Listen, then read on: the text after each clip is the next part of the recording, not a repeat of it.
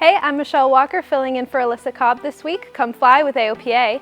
This week we hear about an airport victory in Portage, Wisconsin, meet Kevin Sloan, the founder of Fly Truckee Tahoe, and take a flight along the beautiful coastal route of Alaska. AOPA keeps flying safe, accessible, and fun by protecting your freedom to fly. We are the most trusted one-stop resource for all things related to general aviation. Become an AOPA pilot today. Fly Truckee Tahoe is a unique flight school. They specialize in tailwheel, backcountry, and seaplane ratings. Kevin Sloan, the founder of the flight school, talks about the challenges and rewards of running the flight school. There's something about the water, and there's also something about these fly like dirt bikes. So you've got a dirt bike with wings that you can land on the water. I just don't think you could really have a better machine to enjoy your day with. You know, up here especially, density altitude, mountainous terrain, there isn't a lot of float plane operations. You have to have a specialized machine, which, you know, aside from doing some primary flight training, we do advanced ratings, instrument, commercial, but we do a lot of the specialty items too: spin training, light aerobatics, float plane, fat tire, backcountry, tailwheel endorsements, and things like that. And that's what, and it's a destination spot. It has its challenges, but it really has its rewards. The clients that come up here, it's a vacation for them, as well as a serious flight training event. It's really the kind of destination that you can come and achieve something and leave with that achievement under your belt. I didn't plan on the float plane component to really take off the way it did, but now it's a bit of a tiger by the tail, and it's been fun. It's like tailwheel. It teaches you to use the rudders a lot more, keep the tail following the nose, which often gets complacent in tricycle gear airplane, and it just gives you a different perspective. It also can be a little bit overwhelming at times because most pilots are used to a very standard pattern or a very standard approach, and when you're out on the water, you really don't have that. You've got a lot of options, and sometimes a lot of options can get confusing. So it could be a little overwhelming, but then once you get comfortable with that, you could really relax and enjoy what you're doing. Well, it's a small boutique business. It's a niche market that we're in, and it's a niche product that we offer, and it's a very difficult environment from an insurance perspective to really bring in the pilots that you need to teach the techniques that we do. So I think for now we're going to keep it organic and small, and just enjoy the clientele that we have. And it also gives me the freedom to be with my family as much as I can.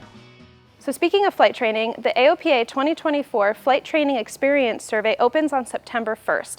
This survey encourages anyone who's done flight training in the last 12 months to share their experiences on the training. AOPA then takes this information and presents awards to the best flight instructors and schools in the country. The 2023 Best National CFI was awarded based off of this information, and this year's winner was Brian Guttry. We recently caught up with him, and he shared his best tips for CFIs, including teaching the impossible turn, practicing ground reference maneuvers at night, using a flight simulator, and putting students in the right seat earlier on in their training. You can watch the full video with Brian's tips here on our YouTube channel. Just click the card in the upper right corner of your screen, and we'll drop a link in the description below. And now I have great news on the airport advocacy front. The Town Common Council of Portage, Wisconsin recently introduced a resolution that would begin the process of closing the Portage Municipal Airport. The council ultimately decided to table that decision until January 2024 due to the efforts of the local pilots and AOPA Great Lakes Regional Manager Kyle Lewis. Hey Kyle, thanks for joining us. Hey, how are you today?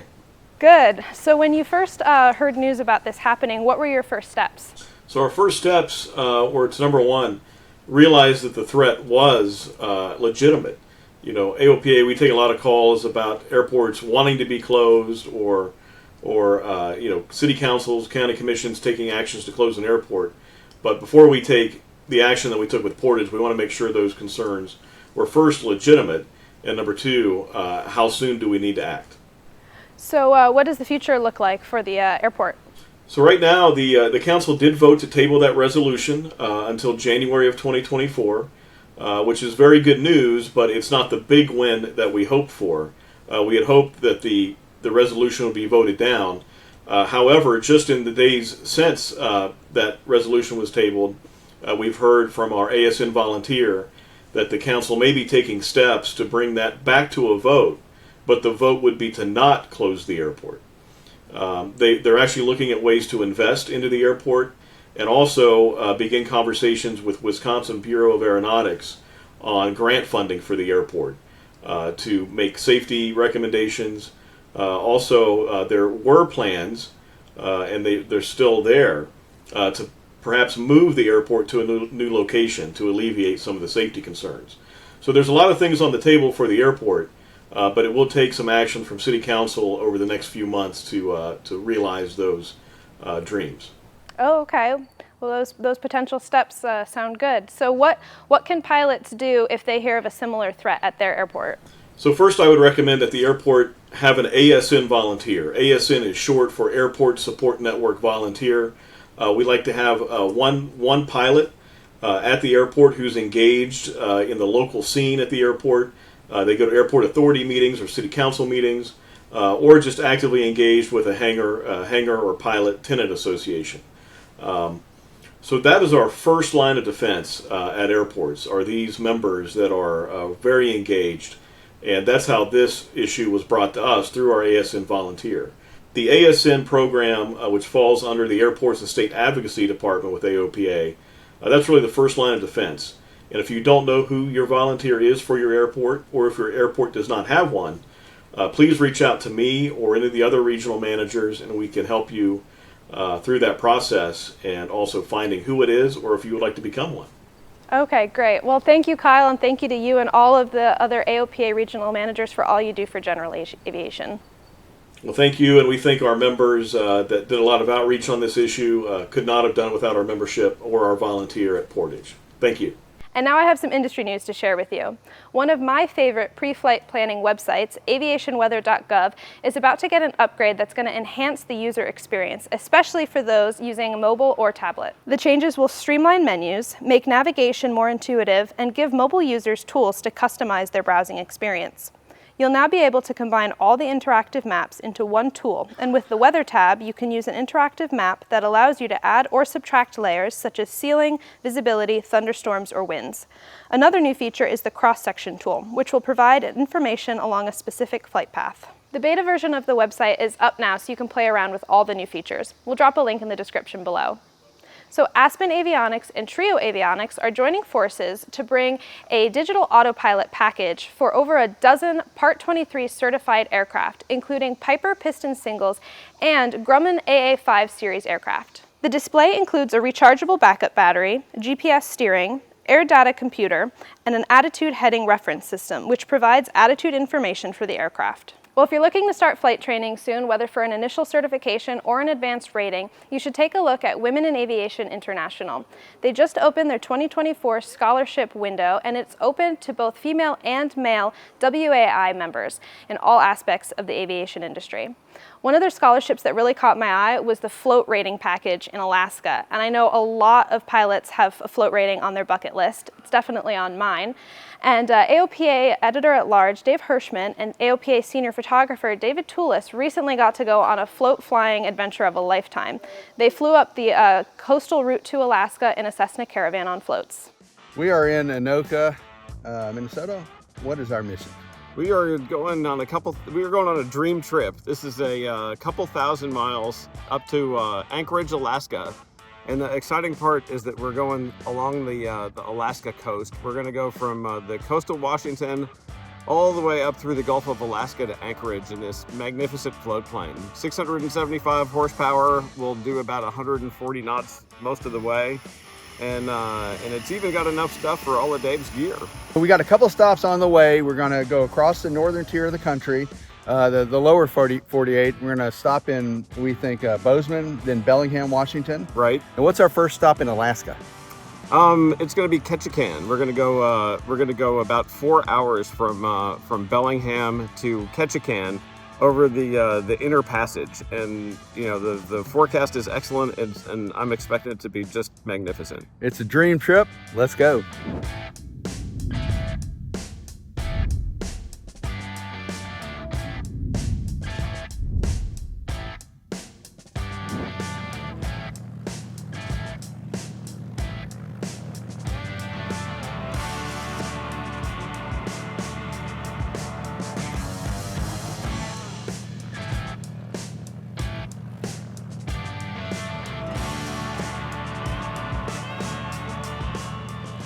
All right, Dave, where are we? Okay, Bellingham, Washington. This is the jumping off point for our flight to Alaska. Next stop, Ketchikan. It's about 3.5 to 4 hours up the road. It's a beautiful day, kind of uncharacteristic for this region, not a cloud in the sky.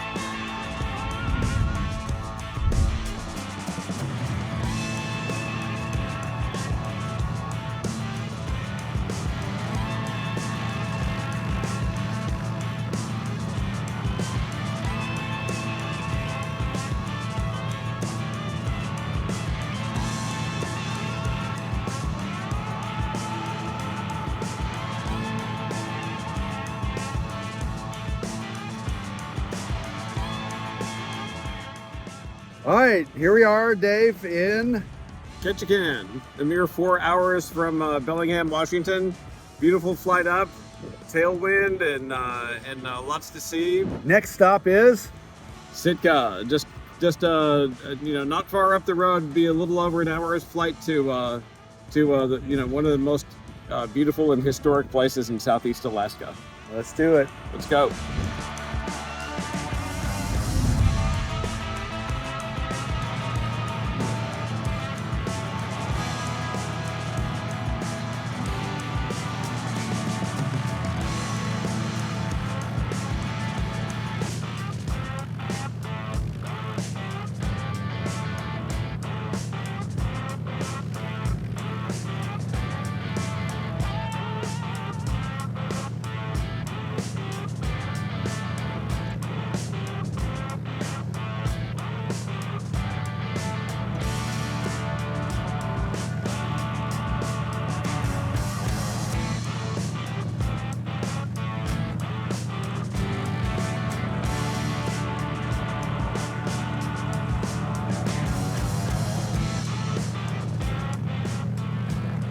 It was 2 hours from Ketchikan to where we are now in Sitka, Alaska.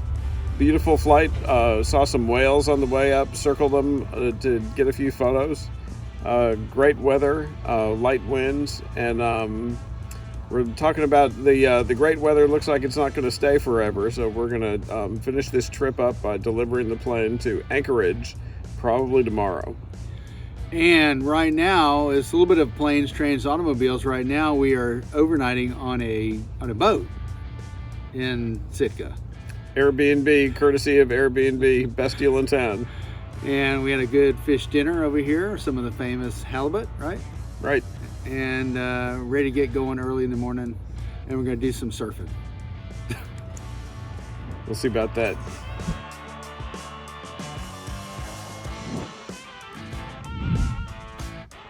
Okay, here we go. We'll make a harbor flyby. Harbor flyby coming up.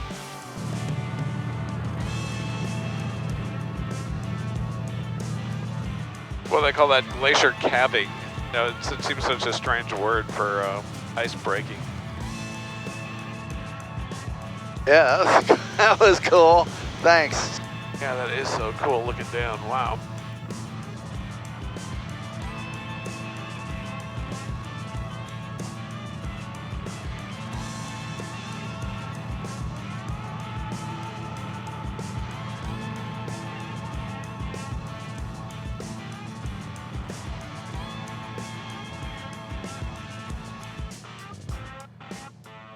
Where are we?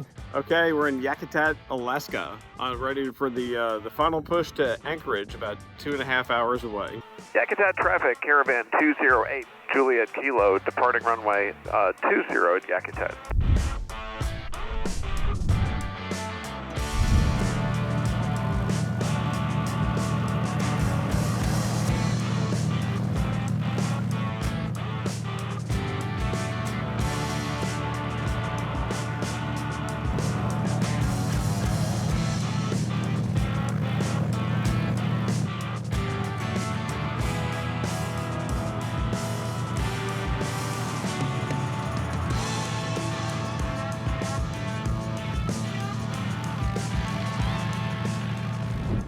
All right, Dave, we did it. Yeah, journey's end here in Anchorage, Alaska. Quite a trip. Unusual that the weather was so good for 2,300 miles, but it was really successful trip, and now it's just matter of getting it home. All right, sounds good. Glad to be there with you. It was great fun. Glad to have you. That was good teamwork all the way. Hey Dave, what an incredible trip. So what are some of the advantages of flying the coastal route versus the inland route? Well, the main advantage is it's just beautiful. If you catch the coastal route on a sunny day, you can see these towering mountains that go right to the coast, and it's just an extraordinary part of the planet to fly in. And the practical benefit is you don't have any customs to clear. You don't have to do Canadian or U.S. customs. If you fly from the state of Washington to Ketchikan, it's considered a domestic U.S. flight. So it's really simple from a paperwork standpoint. Oh yeah, that makes it a lot easier. So was there any other sort of preparation you had to do in advance of the trip? Really, we brought some, we brought camping gear, we brought personal locator, beacons, satellite messengers, some emergency gear that we wouldn't otherwise bring. But, flying a caravan, the amount of stuff you can bring is really, there's hardly any limit to it. There's lots of volume, lots of weight you can bring. So I think, we had camping gear, cook stoves, sleeping bags, extra meals, whatever, all the stuff that we could think of. Awesome. Well, thanks for taking us along on your flight, and we're looking forward to any future journeys you might take. Thanks. It was a real pleasure. Well, I hope you enjoyed this week's episode of Fly with AOPA. Be sure to like and subscribe so you can stay up to date on all of our latest videos. And this week, we leave you with some gorgeous footage from senior photographer David Toulis of a Super Cub flying in Alaska. Be sure to send in your favorite flying videos at the link in the description. You just might see them on an upcoming show. And as always, if you're not already an AOPA pilot, we'd love for you to join us. Just click the link at the end of the video to learn more about our trial membership.